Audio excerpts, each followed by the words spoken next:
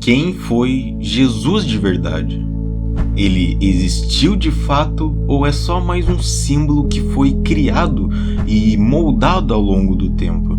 Enfim, qual é a história por trás dessa narrativa que, de uma forma ou de outra, moldou a humanidade e continua presente na nossa cultura até os dias de hoje? E bom, para começar, deixa eu me apresentar. Eu me chamo Lauri e, para deixar claro, eu não sou cristão, nem católico. Eu também não tô aqui para atacar ou desrespeitar quem acredita. Muito pelo contrário, o meu objetivo é trazer uma visão diferente do que a gente costuma ouvir, analisando como o símbolo de Jesus pode ter sido distorcido, manipulado e até reinterpretado ao longo dos séculos. A ideia aqui é mostrar quando e onde essa manipulação aconteceu e o que ela fez com a essência daquilo que deveria ser Jesus.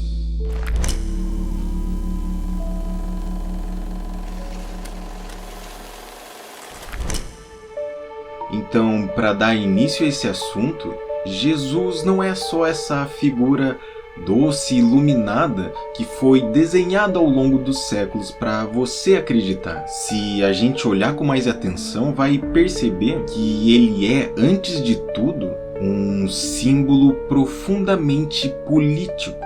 E é justamente aí que as coisas começam a ficar um pouco estranhas, porque a verdade por trás disso tudo não é nem um pouco parecida com aquilo que nos foi ensinado ao longo do tempo. A cruz, por exemplo, não nasceu como um símbolo sagrado.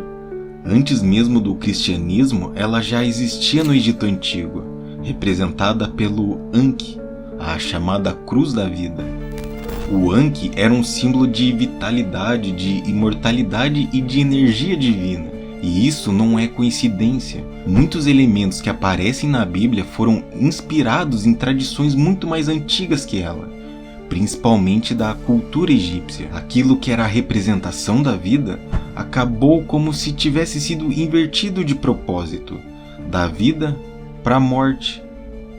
O símbolo do útero que dá a vida, ele foi simplesmente retirado. Então, da vitalidade, passou para a execução. E isso faz todo sentido quando a gente olha para o contexto histórico, porque o desenho da cruz, antes dele ser venerado em templos e carregado no peito como um sinal de fé, era nada mais nada menos do que uma ferramenta de tortura e execução em massa. O Império Romano usava a crucificação não só como pena capital, mas como um espetáculo. Então era uma cena pública, cuidadosamente planejada para humilhar a pessoa, desmoralizar ela e, acima de tudo, causar um medo coletivo. E vale a pena a gente parar para pensar nisso, porque Jesus não foi o único crucificado.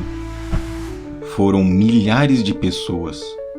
Todos aqueles que o Império julgava como rebeldes, criminosos ou até os escravos que se revoltavam, eles acabavam pendurados numa cruz. E um exemplo disso que eu estou falando é o de Espartaco, um gladiador que liderou uma revolta de escravos contra Roma. Só que depois que esse movimento ele foi esmagado pelo Império Romano, cerca de 6.000 dos seus seguidores foram crucificados ao longo da Via Ápia, a principal estrada da entrada de Roma. Então, imagina só a cena. Eram quilômetros e quilômetros de corpos expostos, servindo como um aviso silencioso de que ninguém deveria desafiar o poder religioso. Então, quando a gente olha para a cruz hoje, é importante também a gente lembrar disso, porque na época ela era o equivalente a uma cadeira elétrica, a uma guilhotina ou até uma câmara de gás, mais tarde. Era mais do que um método de execução, era um teatro de terror, uma encenação pública para deixar todo mundo em silêncio e com medo de desafiar a ordem. E é aí que vem a ironia. O símbolo que nasceu no Egito, como o Anki, foi completamente invertido e transformado em seu oposto. Aquilo que representava a vitalidade, a imortalidade e a energia divina se tornou o símbolo do sofrimento, da dor e da submissão. E mais tarde esse mesmo símbolo de terror acabou se tornando o maior ícone de uma religião que pregava salvação e esperança.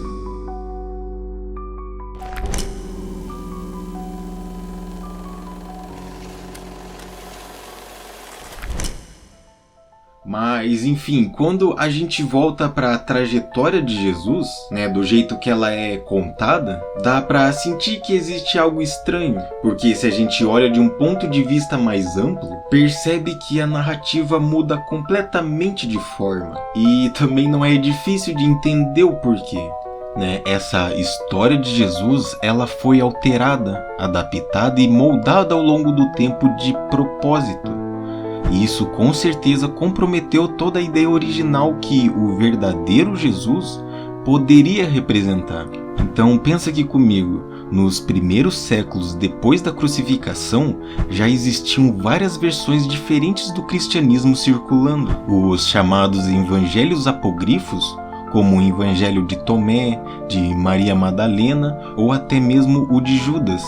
Eles traziam mensagens bem diferentes daquelas que ficaram na Bíblia oficial. E muitos desses textos falavam de um Jesus muito mais humano, quase filosófico, sendo basicamente um mestre espiritual que convidava ao autoconhecimento.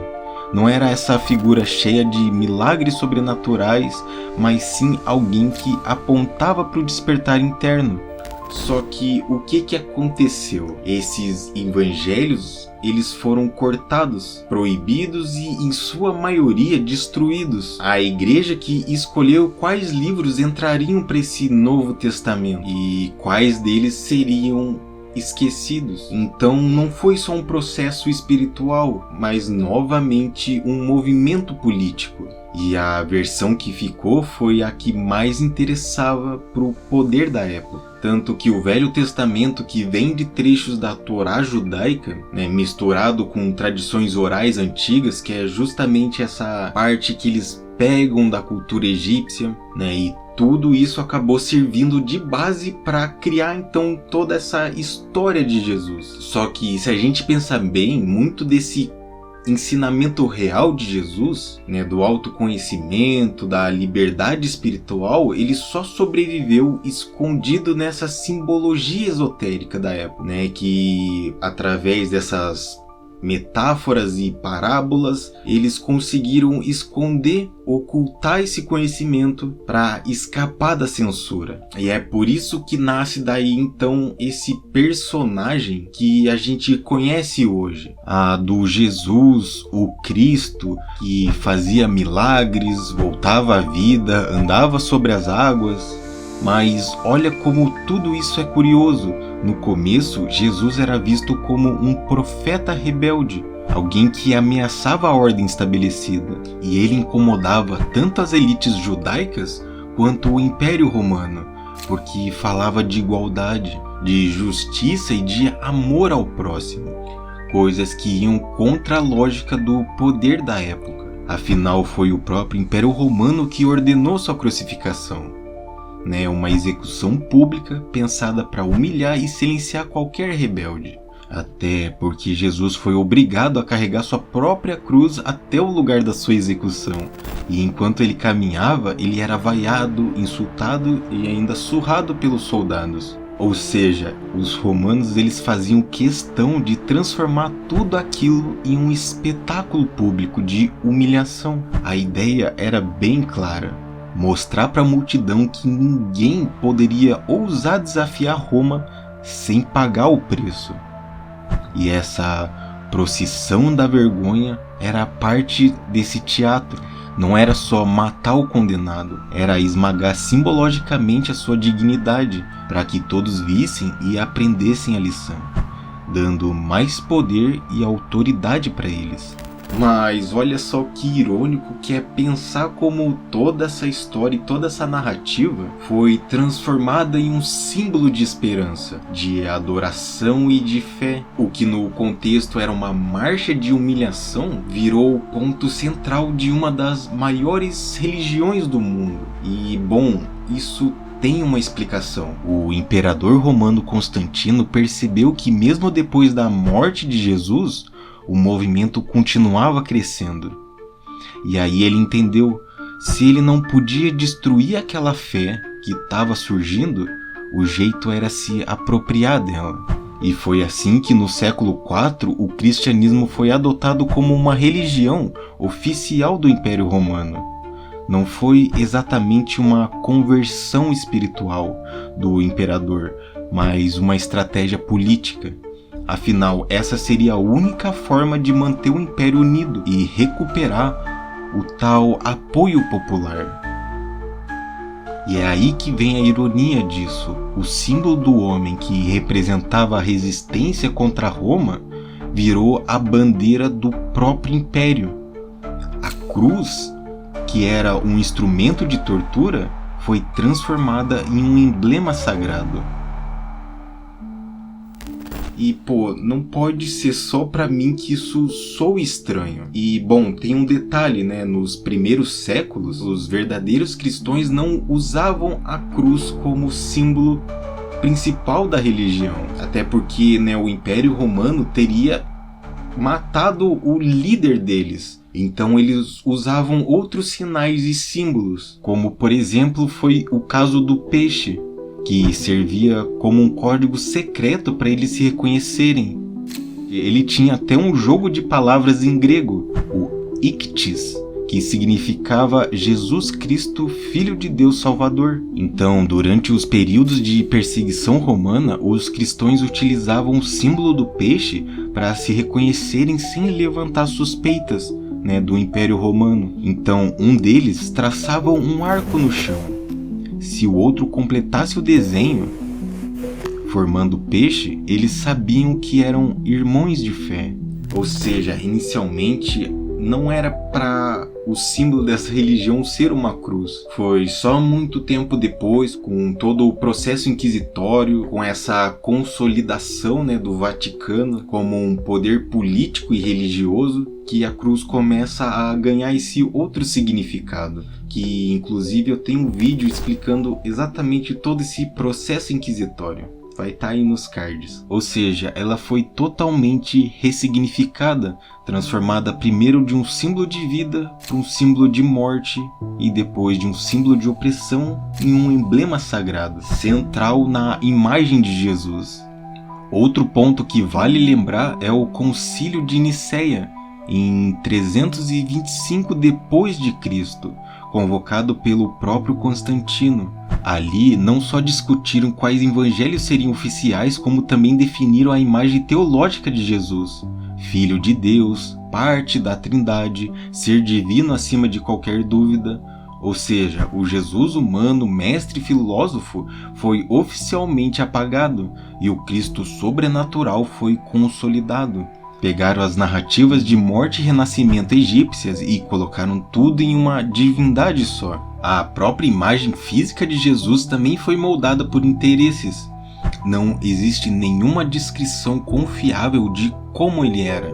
O retrato que a gente vê hoje, um homem branco de cabelos claros e olhos azuis, foi construído séculos depois, na Europa medieval e renascentista. Fora que pesquisas arqueológicas baseadas em ossadas da região sugeriam que, na realidade, ele teria feições típicas do Oriente Médio no século I, com uma pele mais escura, o cabelo curto e encaracolado, e uma estatura mais baixa. Mas essa imagem nunca interessou a quem queria que Jesus fosse visto como um símbolo universal, que na prática significava, o rosto padrão europeu. Ou seja, até o rosto dele foi projetado e programado para atender essas expectativas culturais e políticas. No fim, dá para perceber como cada época foi criando um Jesus diferente para caber, nos interesses do poder político da época. Então, o Jesus revolucionário virou o Cristo crucificado. A cruz de terror virou um símbolo de esperança. e o homem do Oriente Médio virou um europeu de pele clara. É quase como se a história tivesse sido constantemente alterada até ela caber em uma moldura certa. E aqui, entra um ponto-chave. Será que Jesus, ele de fato existiu?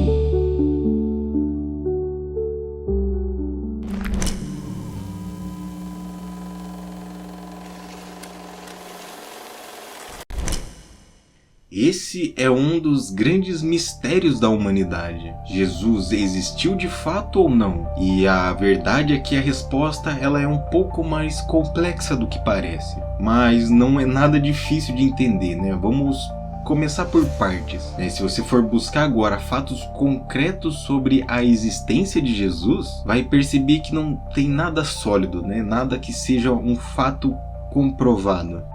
As evidências são muito escassas e muitas vezes são baseadas em interpretações de textos antigos. O mais próximo que encontramos são registros de figuras históricas que afirmavam ter tido algum tipo de encontro ou conhecimento de alguém chamado Yeshua ou Jesus, mas mesmo esses relatos são indiretos e muitas vezes confusos e cheios de lacunas. Alguns exemplos são de Flávio Joséfo, onde ele menciona Jesus como um homem sábio que foi crucificado por ordem de Pôncio Pilatos.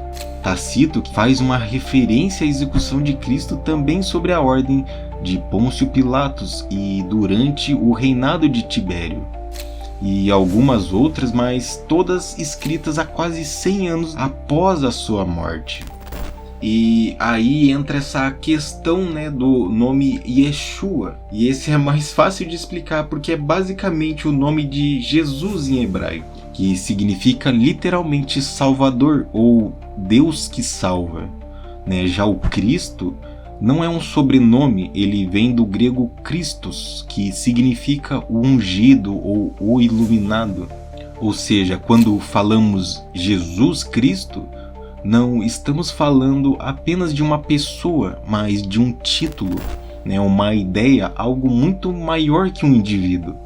A transformação de um homem comum em alguém espiritualmente desperto, capaz de enxergar além da prisão social, econômica e psicológica que ele vivia. Então aqui entra um ponto crucial para entender quem de fato foi Jesus, porque provavelmente ele nunca se tratou de uma pessoa física, por isso não se há nenhum registro histórico dele até hoje. Ele foi, antes de tudo, um movimento social, composto por várias pessoas que pregavam essa mesma ideia. Cada uma delas poderia ser chamada de Yeshua, justamente porque não se tratava de um nome próprio, mas sim de uma referência a essa ideia de salvação divina, de um ser desperto. Então, agora, se a gente coloca essa parte junto com esse contexto histórico do Império Romano, tudo começa a fazer muito mais sentido. Esse império era extremamente violento com qualquer ameaça à ordem. O movimento de Jesus voltado para os pobres, os escravos, os analfabetos, representava exatamente uma ameaça ao poder do Estado, porque despertar a consciência das pessoas poderia enfraquecer o controle da elite. Então é provável que muitos dos líderes desses movimentos tenham sido mortos para conter essa ideia. E é aí que entra a manipulação histórica. Com o tempo, toda essa história não foi apenas contada, ela foi reescrita, editada, traduzida, distorcida para que ela se encaixasse nos interesses do poder vigente. O que era um símbolo de resistência e despertar espiritual acabou sendo transformado em um mito religioso usado para manter as pessoas presas ao medo e à culpa.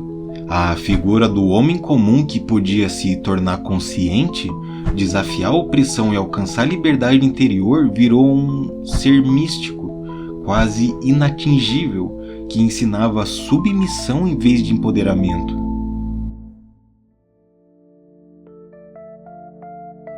Ou seja, Jesus como movimento representava uma ideia revolucionária, qualquer pessoa podia despertar espiritualmente e questionar autoridades, né? Não importando as suas riquezas ou bens. Mas a versão que chegou até nós, a versão oficial, foi cuidadosamente moldada para transformar toda essa ideia em algo que fosse seguro para os poderosos, algo que pudesse ser adorado e obedecido e não vivido de fato. E foi tanta mistura, né, de religião dentro do cristianismo ao longo dos séculos, né, toda essa apropriação cultural sempre tentando fazer uma divindade que agradasse todo mundo. E, né, foi nessa que o real significado de Jesus ele acabou se perdendo.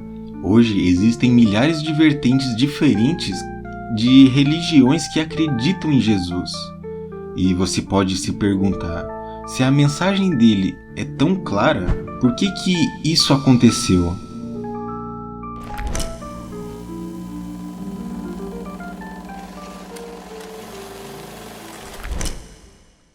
Então, quando olhamos por esse ângulo, tudo passa a fazer sentido. Todas essas questões elas se respondem.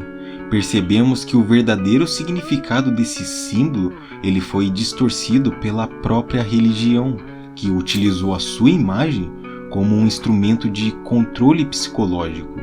Portanto, a ideia de Jesus, que morreu pelos nossos pecados, não é a mensagem central dele e nunca foi. Essa é só mais uma interpretação literal que prende a pessoa a essa culpa e essa submissão ao poder, né, ao Estado. O símbolo da cruz, na verdade, não fala sobre pecado, fala da resistência política e do despertar da consciência. E olha, o reflexo muitas vezes agressivo de alguns crentes, quando alguém questiona, né, essas ideias, vem justamente dessa repressão histórica. Eles estão tão imersos em uma egrégora, né, uma força coletiva energética criada em torno de uma figura de Jesus toda errada, e isso manipula os pensamentos e as emoções sem que a pessoa sequer perceba.